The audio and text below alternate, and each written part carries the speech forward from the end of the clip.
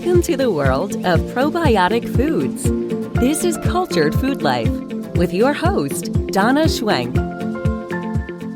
Welcome, everybody, and thanks for joining me. We're going to be talking today about what is kefir.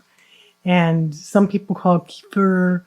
I get yelled at all the time for mispronouncing it because people have different ways of saying it, but I've done this for 23 years, so it's hard to change something that you've been doing a long time. But it is a very delicious, wonderful drink. It's slightly fizzy, and that's because there's a lot of good yeast in kefir. And it's a fantastic, creamy, fermented milk beverage. It's not as thick as yogurt, but you can make it with all different kinds of milk. It's kind of more creamy and lumpy than yogurt. More of a pourable yogurt is basically what it is. You can make it with dairy or non-dairy. I think we have 16 or 17 non-dairy recipes, and it's super easy to make. It looks similar to yogurt, but it, in a lot of ways, is far superior because of the multiple strains in kefir that yogurt doesn't have. So we have a whole blog on the difference between kefir and yogurt if you'd like to do that, and I'll link that in the description too. But kefir finds a place to live in your gut, and it builds colonies of good bacteria that perform millions of processes inside of you. You already have trillions of colonies of bacteria in you and all around you that perform important tasks every day. So when you give them more in numbers, when you drink kefir, you give those bacteria that already reside in you or don't reside in you because you're missing some, you give them more of what they want, you give them stronger colonies, and what happens is bacteria works in numbers. So when they have enough in numbers, they can go after pathogens and fight them in your body, recolonize your gut in a very powerful way, and kefir does that really, really well. It has different types of bacteria strains in it that some are transient, which means they don't last very long in the body, but then there are some that are permanent. So I have kefir almost every day, and it's one of the things I do that helps me to thrive. And there are many different strains of good yeast and bacteria in here that normally are not found in yogurts. So that's why kefir is so different from yogurts, because of the good yeast in it too, but also because it likes to ferment in a cooler temperature. It originates somewhere up in Turkey in the mountains, and it always was fermented at cooler temps. It likes that my kefir behaves better. It likes around 69 to 70 degrees, and mine behaves better in cooler months than it does in warmer months. Now, it can't get too cold, because if it gets too cold in the low 60s and stuff, then it doesn't ferment very well. It takes a long time. But just this last year, I got some fermenting belts that keep the temperature at 69 that you can wrap around the jar. It doesn't really like to go above 75, 76 degrees. Then it starts to ferment, separate into whey and curds, gets a very strong yeasty smell to it. And so it really likes the cooler temperatures. And you don't need a yogurt maker. You just need a jar, and you sit it on your counter, and you put kefir grains in it, or we have a product called Easy Kefir, which is made from kefir grains. It's just powder. You just put that in there, put a lid on it, in 24 hours you have kefir. It's the easiest of all the cultured foods to make, but it also is the one that has the most benefits. So kefir has been around since the beginning of recorded history. It is an exceptional health and curative properties in it, and it is rich in protein, calcium, vitamin B12, niacin, and folic acid, and even vitamin C. It has all of these wonderful vitamins and minerals that you need to help your body really thrive. But it has not only been used to promote health, but it was often the way that people preserved their milk when there wasn't refrigeration. It kept their milk safe. For instance, when I ferment kefir, it can last in my fridge like 9 months. Well, it doesn't last on the counter as long, but it would last a very long time in cooler temps, and that's what people used when they didn't have refrigeration. Because their huge colonies of good bacteria in kefir dominate the milk, and they suppress any harmful bacteria, and then they preserve the milk. They preserve the milk and keep out pathogens and keep it safe is basically what they do. But remember, when you're eating it, it's preserving you too because of all of the nutrients you get, the probiotics you get, All of these things help to keep you and your body healthy and your immune system strong, make your skin look great, help your joints. There's just a million things that kefir does. And they do this. This is the exciting part. They do this by eating the milk sugars out of the milk, or the lactose. And they do it rather quickly, in 24 hours. So the reason it tastes sour is because the lactose is gone. It's 99.9% lactose free, and it has that sour tart taste.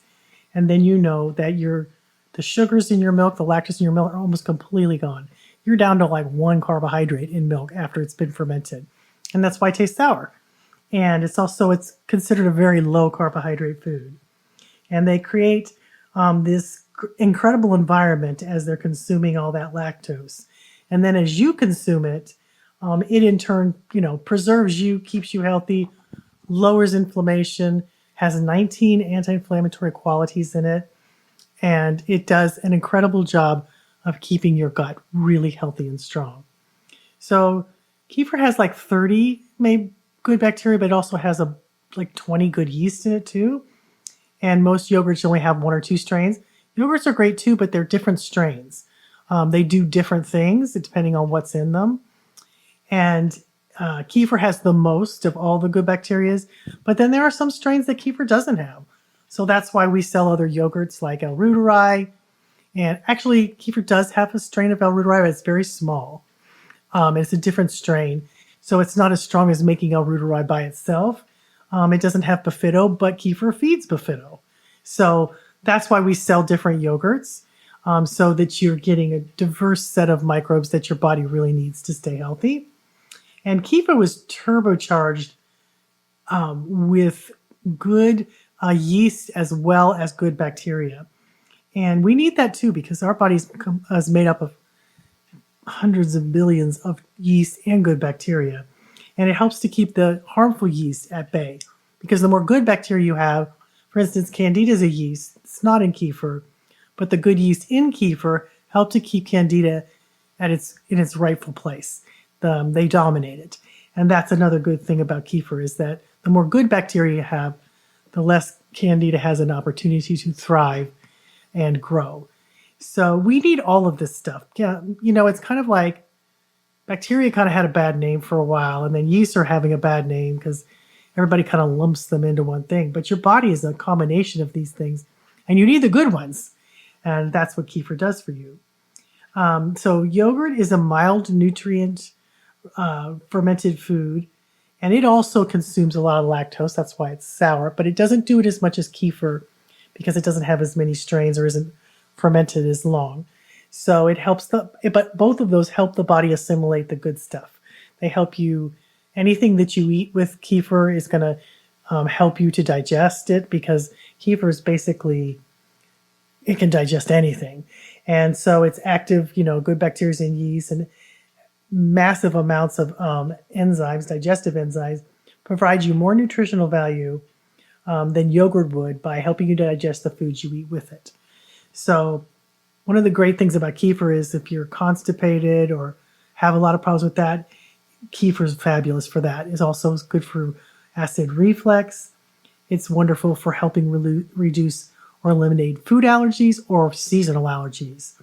It also is one of the really good things it does. And one of the first things I saw it do in my friend was eliminate asthma symptoms. And I'm seeing that so much, more and more and more. So many people have gotten off their asthma inhalers when they started drinking kefir. It also helps eliminates for colds and flus, or helps you to recover faster. It's wonderful for your skin. It helps reduce acne. It helps to treat yeast infections, because the more good bacteria you have, that dominates in the body and that floods the body with the good bacteria that keep things like yeast infections at bay. And it also promotes a feeling of well-being, a good feeling of, it helps those neurotransmitters in the brain and in the gut that, use that vagus nerve to go up to the brain, that helps you to feel calm. It does really change your moods. People with anxiety, that's decreased. It really helps any kind of overstimulated nervous system. It very much calms it down. It has a very strong natural antibiotic in it without side effects, so it kills a lot of the pathogenic bacteria in the body. It replenishes the body with good bacteria, especially after antibiotic use. You always want to make sure you have some kefir after you've had antibiotics so that you can replenish all the bacteria that was killed off by antibiotics, since it kills the good and the bad. It's very effective for diarrhea. It helps it helps everything in the body to calm down. And lots of people, either with constipation or diarrhea, it tends to bring that back into balance, because often that is often a cause of some missing gut bacteria. It aids. It's so wonderful for lactose intolerant. You can have it if you're lactose intolerant because there's no lactose in it. So it's 99.9% lactose free. It also helps promote deep sleep. One of the things I have found, that if I'm struggling and worried about something, having it before bedtime, like a half a cup to a cup, just calms me down and helps me to sleep really well. It's great for ulcers. It's one of the things that helps to heal ulcers. I saw that in my son. He did really well with kefir when he had an ulcer. And, I'm always appreciative of my ability for kefir to just literally make kefir every day sitting on my counter. I don't have to get special equipment. I just dump it in a jar, put a lid on it, and either put kefir grains. Actually, I do both almost every day. Kefir grains, and I also have a product called Easy Kefir, which I love because I can make as much as I want or as little as I want, and I can reuse the jar, like a small portion of the jar, a fourth to a half a cup, to make another jar and another jar and another jar, and it just keeps going. Kefir was a godsend after the birth of my daughter, when that was 22 years ago, almost 23. I was 41. I was desperate to feel good and healthy. That's how I found kefir. I was having all kinds of health problems, so was she. And it was really her that really helped me to find kefir in a very powerful way. And I remember it making her well, and then it turned around and made me well. And I was like, what is this thing we're drinking? And she was a tiny little 3-pound baby. And after about, I can't remember how old she was, 7, 8 months, or maybe 10 months, I think. I was just trying to find ways to keep her healthy, because she had a hard time because she was born so prematurely. Immune system wasn't as strong as it could be, but kefir changed all that for her. And it really made me pay attention. I was having all kinds of problems, from, diabetes to high blood pressure, and it took care of that for me. It made such a profound impact on my life that it made me pay attention, and it made me try to find out what had happened to me and to her. And that was the beginning. That was the beginning of me learning about cultured foods. I did a lot of self-experiments on my own body, and I found that kefir was to be the benefit of so many ailments that me and my family had. And decades later, I still am consuming it every day, because of so many things that it helps to calm down and restore in my body. I love kefir. We have a mutual love affair going on every day in my kitchen. And kefir grains that I've had for decades are still going strong. And you can find kefir in many health food stores, although I have to tell you, a lot of those are not kefir anymore. They've got all kinds of different strains in there, and they aren't really the same thing as make kefir yourself, because a lot of them are slightly pasteurized. So then they add back the bacteria so that it's not really kefir. And then they have strains in there that aren't really naturally occurring in there. So you're just getting, I don't think the drinks are bad, but I have found that a lot of them don't keep continuing to get sour over time, which makes me wonder how many live cultures are in it. If the kefir that you're getting isn't getting more and more tart the longer you keep it in your fridge, which after a couple of weeks, kefir can last a long time in your fridge. But if it's not continuing to get tart, then you might want to question how much bacteria is really in there, good bacteria, or is it just a pasteurized product that, isn't as strong as it could be for you. But there are some good ones on the market. I'm trying to think of the names. I think it's good. There's a goat one I really like, but I can't remember the name of it. Anyway, it's in most of the health food stores. It's probably one of the more popular ones. And you can look on the back of the bottle and see what's in the strains and stuff, and that one is really good. The goat one is a one, I think it's Good Farms, I believe, but I could be very wrong on that. But anyway, that's a good one to buy. I think there's we have one here at Sprouts, and it is also one of the better ones, and I love it because they do all different kinds of things with it and make different flavored kefirs, which I really like. I think it's called Organic Pastures, and then there's another one called Raw Farm, and I think those are both really good ones. And I think they have them at Sprouts, depending on where you live, but those are good ones to buy if you don't want to make it yourself. Although I encourage you to make it yourself. It literally takes no time to make, and you sit it on your counter and it does the job for you and loads your jar with billions and billions of good bacteria. So I just want you to drink it because you'll get better if you do. And it gives you tons and tons of anti-inflammatory properties. And it also is super fun and super easy to make. So don't be scared. Everything on my website, if you go to my website at culturedfoodlife.com and you see a little smiley pot on the menu bar, it says start here. It has a drop down. It tells you how to make every cultured food. It's all free. It's all available. It's all there on their tutorials, recipes, videos. It's got everything you need how to make kefir, kombucha, cultured vegetables, water kefir, kefir soda, einkorn sourdough breads, regular sourdough breads, Arutarai yogurt, Gasurai, Yogurt Plus. We got everything you need on how to make all these cultures free for you. Just look for that little smiley pot and the drop down and pick your culture, whether you get kefir grains, which are live and active. And it is like a pet. I have to warn you, you got to take care of them. Don't stick them in the fridge forever. They don't like that. They like to make kefir every day on the counter. That's what they're designed to do. If you don't like doing that, you can get easy kefir, which is made from kefir grains. It's just a powder. You can make it when you want. You can make how much you want. And it just keeps reculturing. If you do it often enough, it goes and goes and goes and goes. It's very affordable, very sustainable, very easy, inexpensive. You know, you're just going to have kefir in 24 hours, and it's great.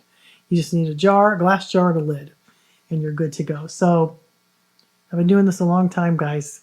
This isn't anything new and fangled for me because this is one of the great turning points of my life was the day that I made kefir and found it. And what a difference it has made in my life and my family's life. And now thousands and millions of other people are doing the same. And it's a wonderful thing when something in your life that you've been searching and seeking for answers to health, to how to feel good again, and you find it, and all that pain turns to wisdom, and then you share with others, and they find it too. That's what we're all here to do, is help one another with our special gifts. This just happened to be mine, and I have a strange love for bacteria, and I don't even know why, but I do. I love it. I'm constantly fermenting, doing things. It's just a natural routine in my life. I don't do anything hard, so it's not hard. It just takes a little bit of time, and the benefits are worth the effort, I promise you. So I'm going to talk about kefir all day because I love it. And it's just like a constant in my life. It's a constant thing that we have and I use all the time. So I hope you'll do that too. I hope you'll you'll be able to find the many benefits of kefir in your own life and tell your own stories because it's been an amazing journey for me. Thanks for listening, guys, and we'll talk to you next week.